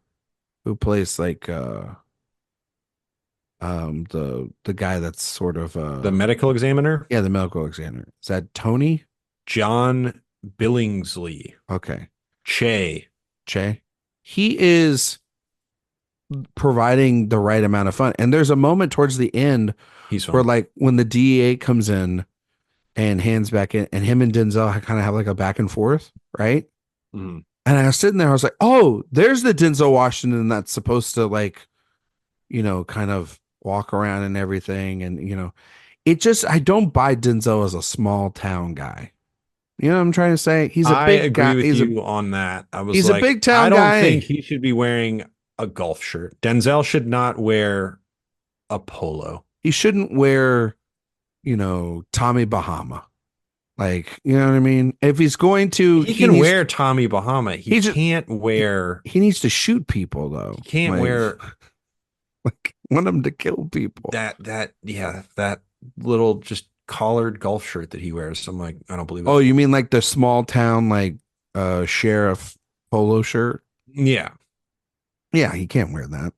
No. Like because he's got to be wearing some kind of uniform. He can rock some Tommy Bahama. He rocks a little, Hawaiian shirt in Man on Fire. He does that. Two Guns. Did you ever see Two Guns? No, that's the Wahlberg one.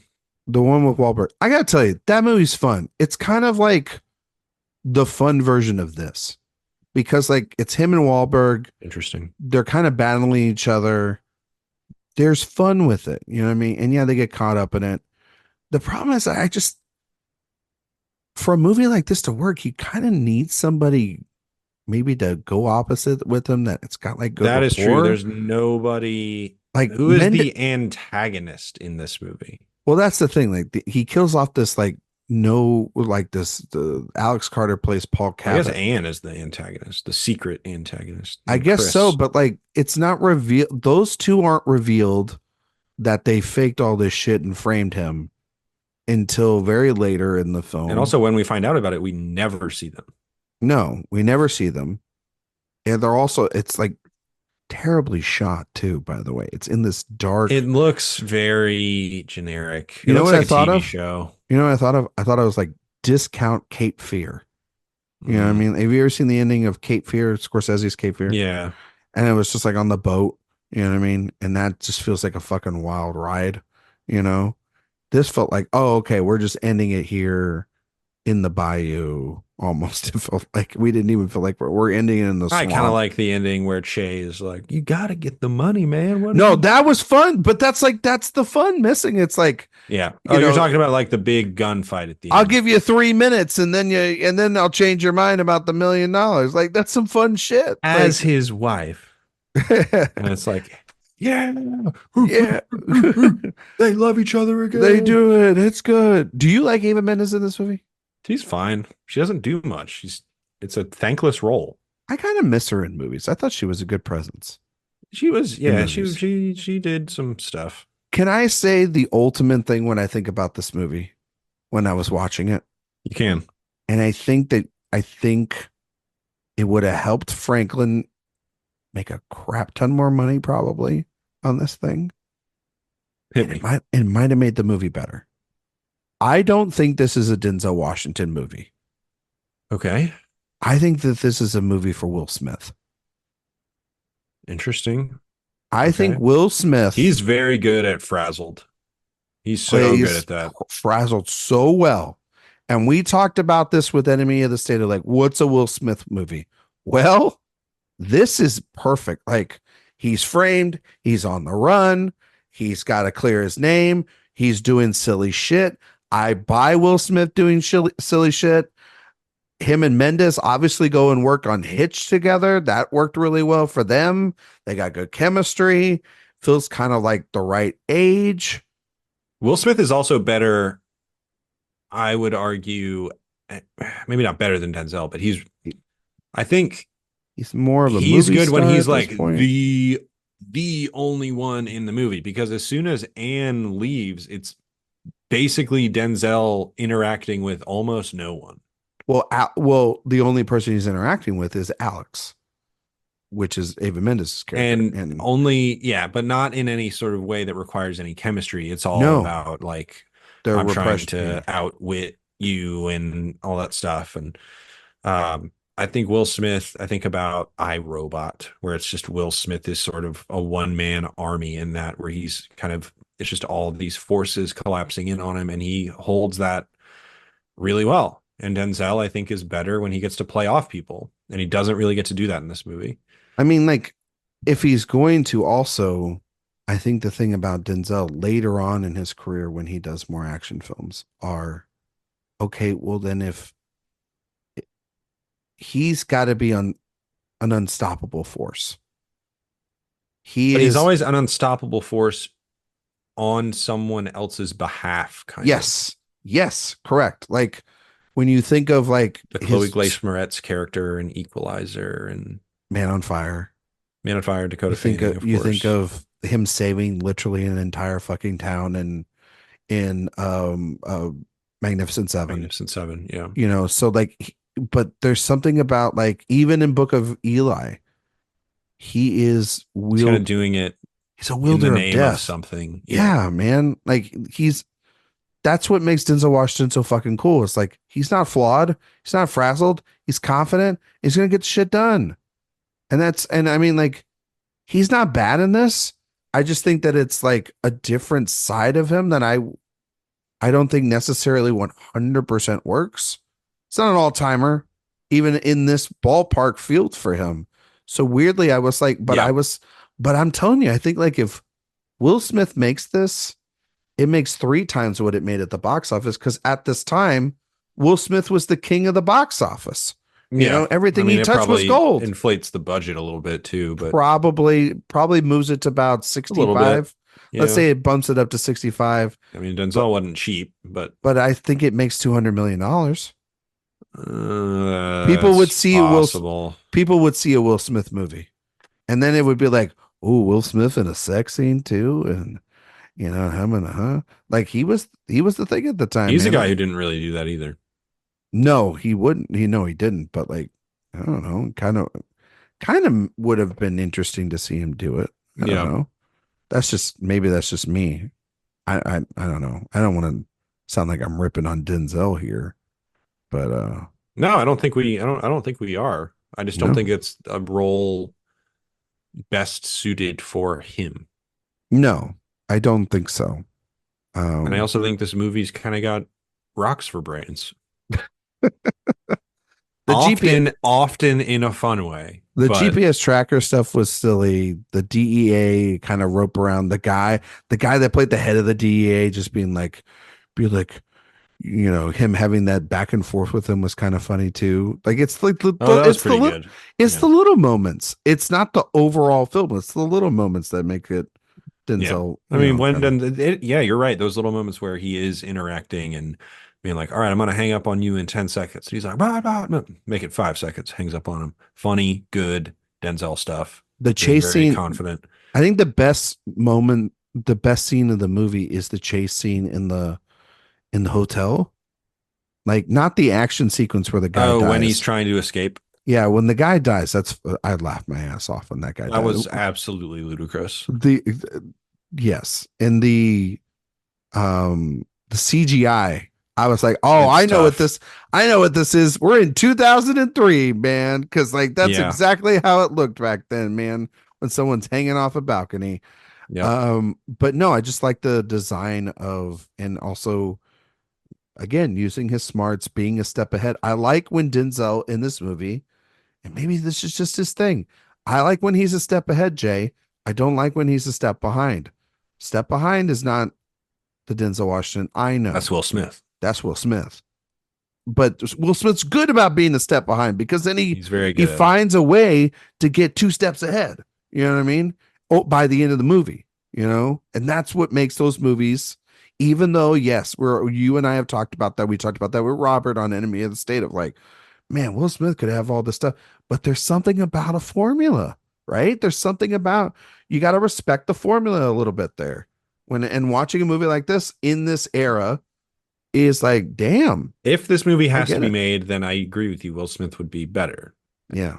I would rather Denzel or Will Smith do a better movie than this, but Well, I mean, doesn't he do Man on Fire like next year or the year yeah, a after or something like year that? later. Yeah. Yeah. So like he does listen to you. Yeah. Denzel does plenty of good stuff. And you know He's a what about that good movie? actor. He is step behind and then he loses the girl. And guess what? Oh, he's He's step ahead. 900 step ahead at that point. He is a bringer of death. He is, yeah. He is He is. Shiva, destroyer of worlds, No, the Shiva is the god of death. god of And then- death. and I'm then- thinking of and then- Ozymandias. Well, you're thinking of the Oppenheimer quote as well too. I become death, destroyer I of am worlds. become death, destroyer of world. Whatever. There's so many things like that. I'm trying to help you out here, buddy. That's all. Thank you. Is there This anything movie else? is making me talking about this movie is making me stupid. Is there anything else you want to talk about this movie? Anything you want to bring up real quick? And about Franklin in general too. We can wrap him up too. This is his we last- can wrap up Franklin. I mean, it's just kind of a bummer. After this, he just turns into a TV guy, and I'll talk briefly about his final film, which the development of said film is a little interesting. The producer of his film Bless Me Ultima, which is based on a novel that apparently was sort of like a middle school staple. I'm not familiar with it, actually. Are you familiar with the novel Bless Me Ultima? I am not. But also, as we previously stated in the previous episode or tonight, I can't remember. I don't remember what certain things are when I was 13 years old, so I probably didn't go to middle school either.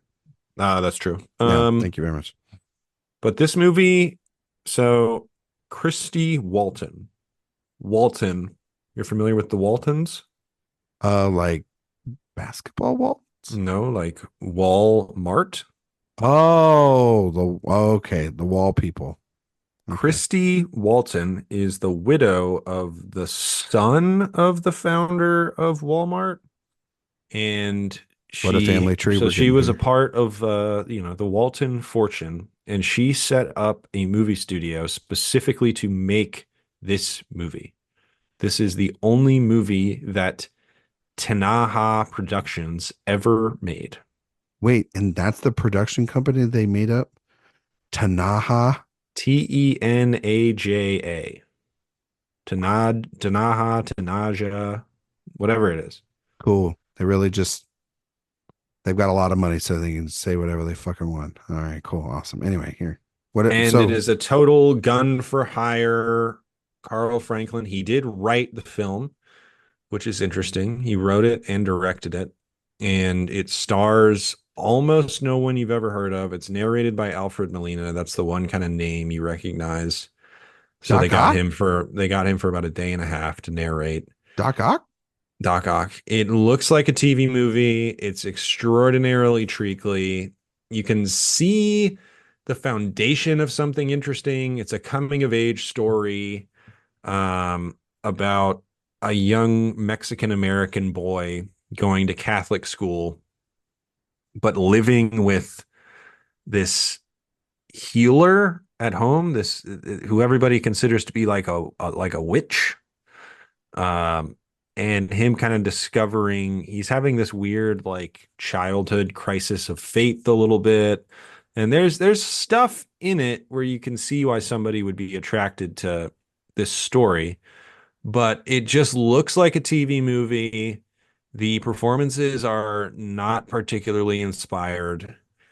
It's just, again, it's a little bit of a bummer. And it just kind of comes and goes. Ryan, you didn't miss much with this one. It's not very good, but that was the last movie he made. Meanwhile, in between, he's doing all kinds of TV after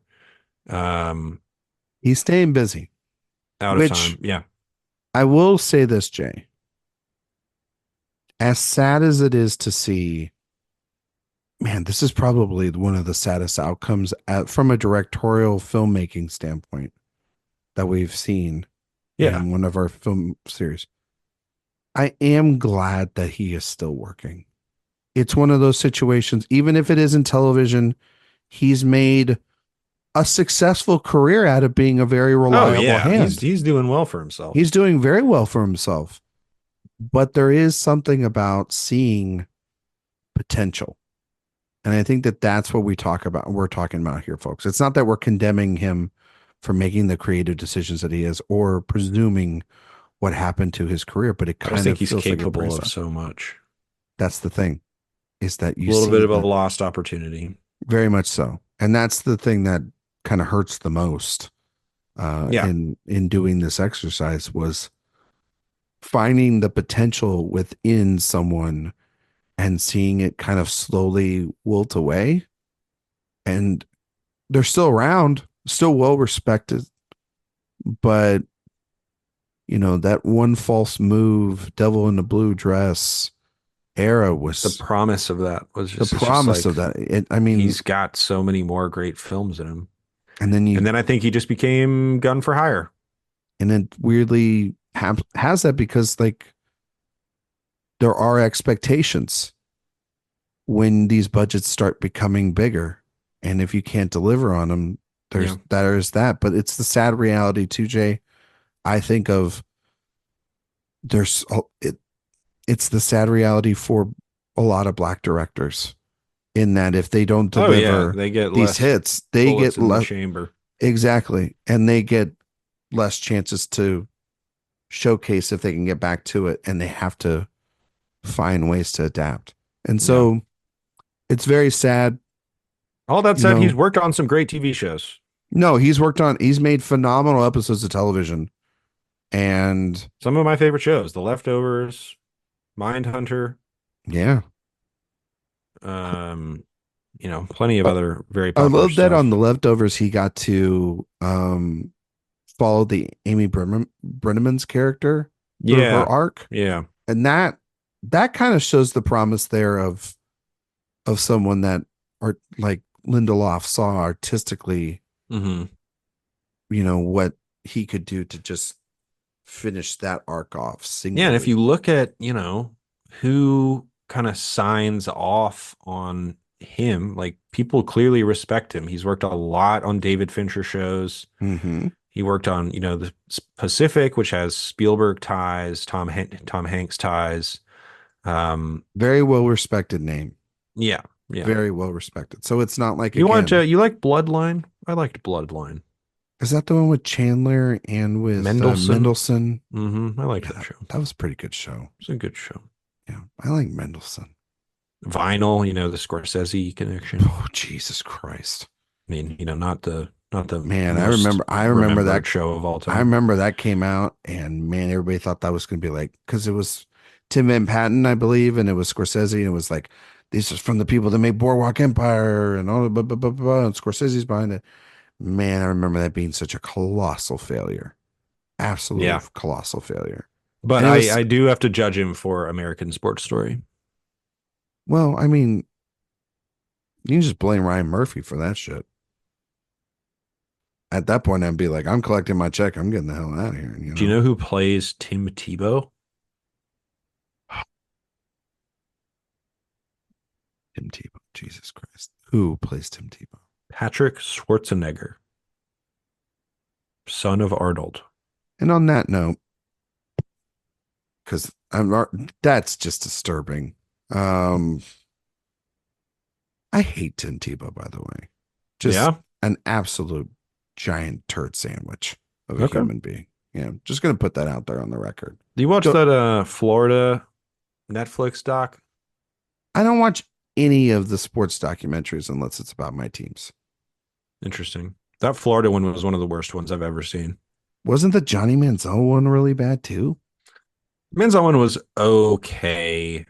I'm sorry. I'm not going to feel I, sorry for that son of a bitch. I'm just never going to feel sorry should I for him. watch the McMahon one? The Didn't Vince like McMahon one? the Ringer guys? Didn't they produce that one? I think so. I'm thinking about watching it. Maybe I'll give it a go.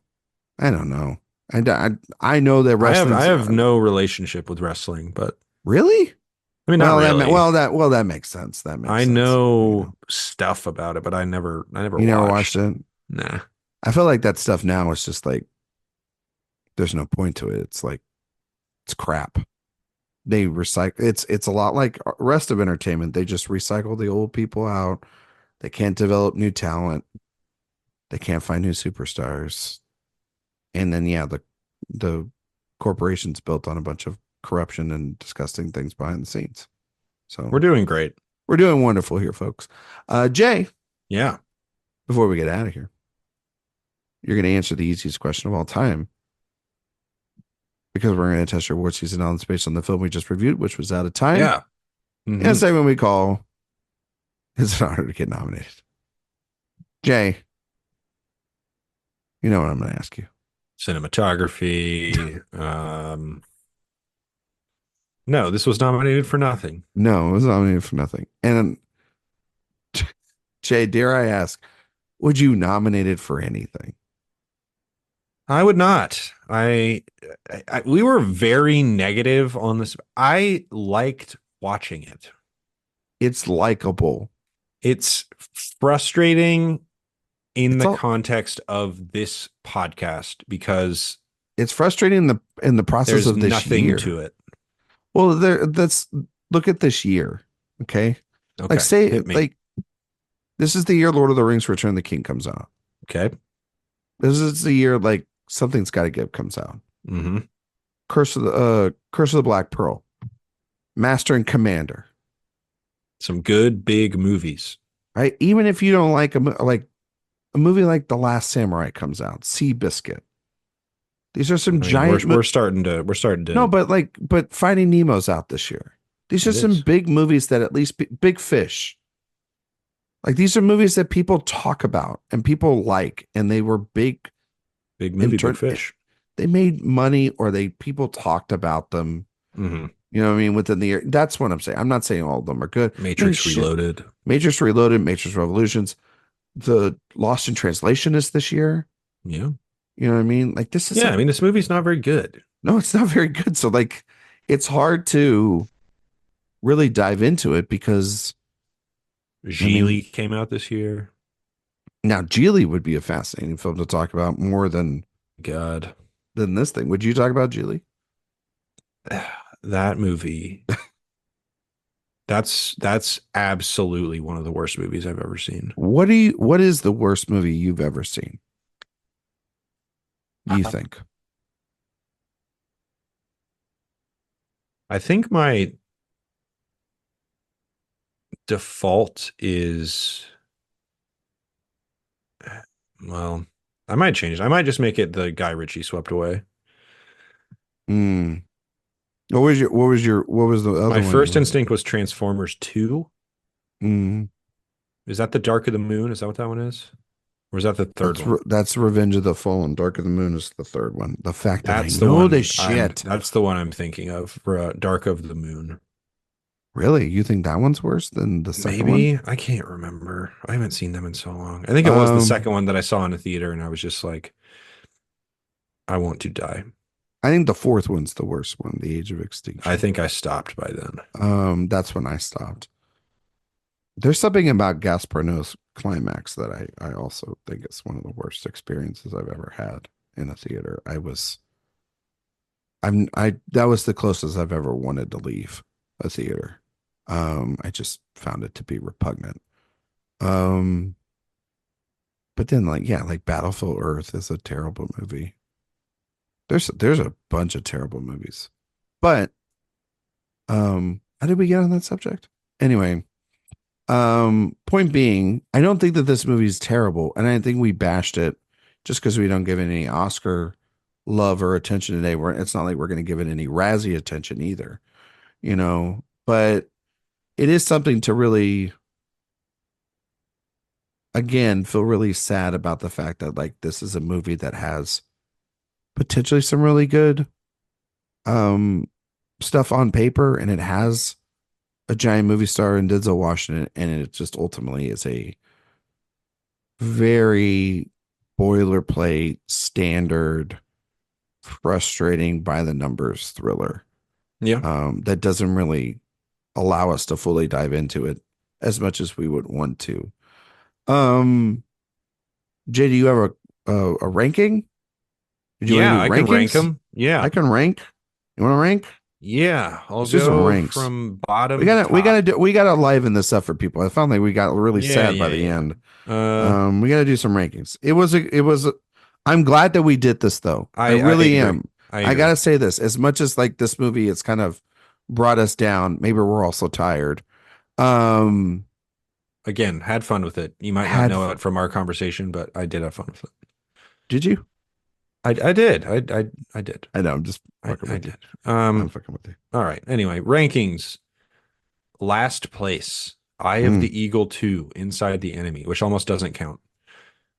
But next, I think High Crimes, then Bless Me Ultima, Out of Time, One True Thing, Devil in a Blue Dress. My number one is One False Move. Jay. Yes. My last is Eye of the Eagle 2, then High Crimes, Out of Sight, Out of one, Time. or I'm sorry, yeah, Out of Time. Sorry, I wish it was Out of Sight. Out of Sight, better film. Way better film. Out of Time, One True Thing, Devil in a Blue Dress, One False Move is your favorite? I am One False Move. shocked by I that. love One False Move. That's like one Wow. of, I mean, like, I wanted us to have different number ones. I mean, I could switch it. Do you want me to? Once again, you disappointed me. Nope. How many times do I disappoint you? Do I disappoint you on a Oh my daily basis? God. Don't even get me started. How many? We've been doing this, what, 6 years? And I've just now It's disappointed. just the limit does not exist. All right, that makes sense. Um, that's it for the Franklin series. Jay, Yeah. what's our next series? Oh, we're taking a hard left turn. We got an episode. It's a 4 week series. It's a month series.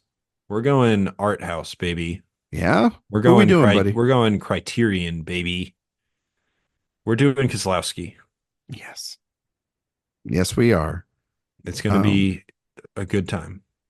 We are doing the double life of Veronique. The Double right? Life of Veronique. And then we are doing the Three Colors trilogy. All of them. Red, white, blue. Red, white, and blue. or for blue, America. or in this way, it's blue, white, and then red. No, that's not how we do it in That's the America. way actually the trilogy goes, Jay. I'm No, sorry. this is a very American trilogy. It goes red, white, blue. I think if you watched them that way, you'd actually ruin the experience for yourself. It's blue, Interesting. white, red. Okay. All right. I've never seen any of these movies before. This is a shocker. So this is your Discovery series this year. Indeed. I'm so excited because I haven't seen these movies since college, and I Never seen them. love these movies, and I'm so excited that we're doing them. Jay, can you tell everybody where they can find you and all your work on the internet, as well as also your recommendation of the week? Yeah, recommendation of the week. Went to the movie theater this weekend. Saw a little film called Pulp Fiction, projected on 35 millimeter, which is always an absolute treat. Still a ripper. Just really played well in the sold out theater. Just a great time at the movies. Pulp Fiction. Check it out. Maybe you've heard of it.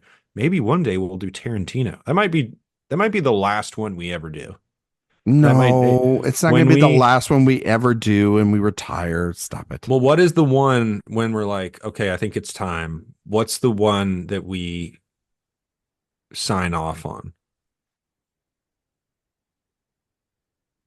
I mean, I should have retired after Malik, but I don't know. I think Tarantino, because that's how we met. Yeah.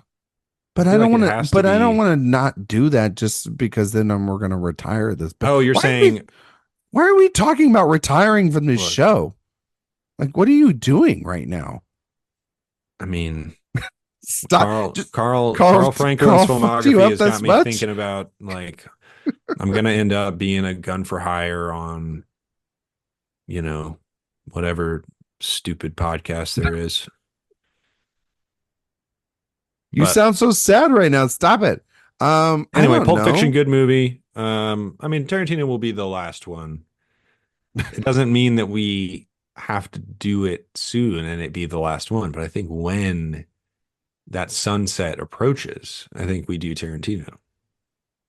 Or maybe not. Maybe we just do Tarantino. Who cares? Maybe we just fucking do it. Yeah, who cares? Yeah. Anyway, all right. Jay Ledbetter on Twitter. I think if we did it, Jay Ledbetter on Twitter. I don't know. I kind of feel like if we did one to go, it would be like HOTTOGO. Yeah, you can't take me hot to go, baby. I don't know. I feel like it would be. I feel like it'd be Neville Dean and Taylor. No, I think it would be like someone we did before, and we get to experience. Alan Pressburger. Yeah, something like that, or maybe we do Fincher again, or maybe we do Billy Wilder or something like that. Something we really got to explore. Or maybe it is one last. Maybe it is Bob. You know what I mean? Bobby A. Bobby A, baby. Anyway, Jay Ledbetter on Letterboxd. Check it out. Pulp Fiction, good film. Love seeing things projected on film. True. I agree with you, my friend. You can find me on Twitter, Instagram, Letterboxd at Ryan McQuade 77. You can find all my work at awardswatch.com. iTunes, Spotify, 5-star reviews are greatly appreciated. While you're over on the website, please sign up for the newsletter. That's the best place to get all of the news, reviews, interviews, festival stuff, and these podcasts all in one place. Recommendation of the week, buddy. I don't know if it's still out there in theaters. It might still be out there in theaters at this point. I saw a little movie called The Wild Robot. Oh. And it is from Chris Sanders, who did Toy Story 4. And it is a beautiful film. I think you are going to, when you see it, because I know you haven't seen it yet. When you see it, you're going to cry your little eyes out. I think it's the best animated movie of the year. It's about this like Toy Story 4, did he? Yeah, he did. Chris Sanders. No, he absolutely did not. No, he did Lilo and Stitch. Who am I thinking that did Toy Story 4? Somebody else did Toy Story 4. Somebody else did that. Lars von Trier. I'm thinking of somebody else. Anyway, no. The How to Train Your Dragon guys. Yeah, the Lilo and Stitch, all that stuff. Yeah, I'm sorry. I do apologize. It's late. Anyway, it's a beautiful film. Is Toy Story 4 the Lars guy? Lars Ulrich? Was that? I don't know. No, I'm going to look this up now. I think he did 3. Toy Story 4 was directed by Josh Cooley. That's who it is. And Josh Oh, he did the Cooley. Transformers movie. That's what it is. He did the Transformers 4 movie. That's right. All right. Okay. Transformers 1. Or 1 or 4 or 5 or whoever gives a shit. Nobody saw that movie anyway. Um, it's a really beautiful movie. I think it's probably going to win the Oscar. Lupita Nyong'o, Kit Connor, and Pedro Pascal's voice acting is incredible in there. Also, Bill Nye and Stephanie Shu and Mark Hamill have parts in it as well. Um, but yeah, man, like this movie, you kind of go on like some rides with it. Mm-hmm. You think it's going to be done, and then takes a turn in the second half, and then the third act, I was just a mess. I was just a mess in the theater. So highly recommend seeing a beautiful animated movie out there right now, The Wild Robot, not directed by the guy who did Toy Story 4. So directed by Lilo and Stitch guy, who's a Love big, Lilo and Stitch. which is a big player in the Ledbetter household. Oh, yeah. So Out of Time 73. I'm around. 73rd highest grossing film of the year. What was 72? 72 is not that interesting. I'll give you 70. Okay. 3 spots ahead of Out of Time. Hmm. The Lizzie McGuire movie. Oh, hey now. One Hey now. behind it, 74. It absolutely bodied Rugrats Go Wild. Oh man, now Rugrats Go Wild. Did you Yeah. did you watch Rugrats when you were a kid? Oh, yeah.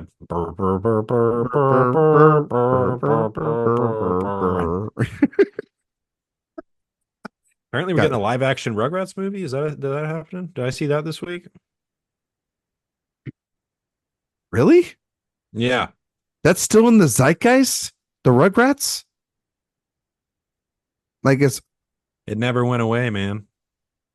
fuck, it's gonna be it's who's gonna do it? Fucking Bob Zemeckis is gonna end up fucking doing it. Hell yeah, brother. New All right. Rugrats movie in the works. I'm not looking for it. That's gonna be terrifying. Oh, it's gonna be great. You reviewing CGI babies. You reviewing it for the website? I'll review that. I know you Mark will. me down now. Mark you down now for 2 years. Live We're action doing it. people with CGI babies. No. Sounds like a No, nightmare. it sounds like a fucking nightmare. What are you talking about? Remember when Daniel Kaluuya was maybe making a horror movie based on Barney? You remember that? Is that still happening? I don't think so. He just needs to play Bond and do something. He's Yeah. not really doing anything right now. No, no. Honestly, kind of respect it, to be fair. Wasn't there like some weird thing about him being in a cult or something? I thought that was Lakeith Stanfield. I Are think we it just was Daniel spreading rumors? Kaluuya. We We cannot are. spread. We're spreading rumors now. We can't We do that. are Very allegedly. candidly. Anyway, we will be back next week, start of the Kozlowski movie series. Thank you all so much for listening, and we'll be back next time.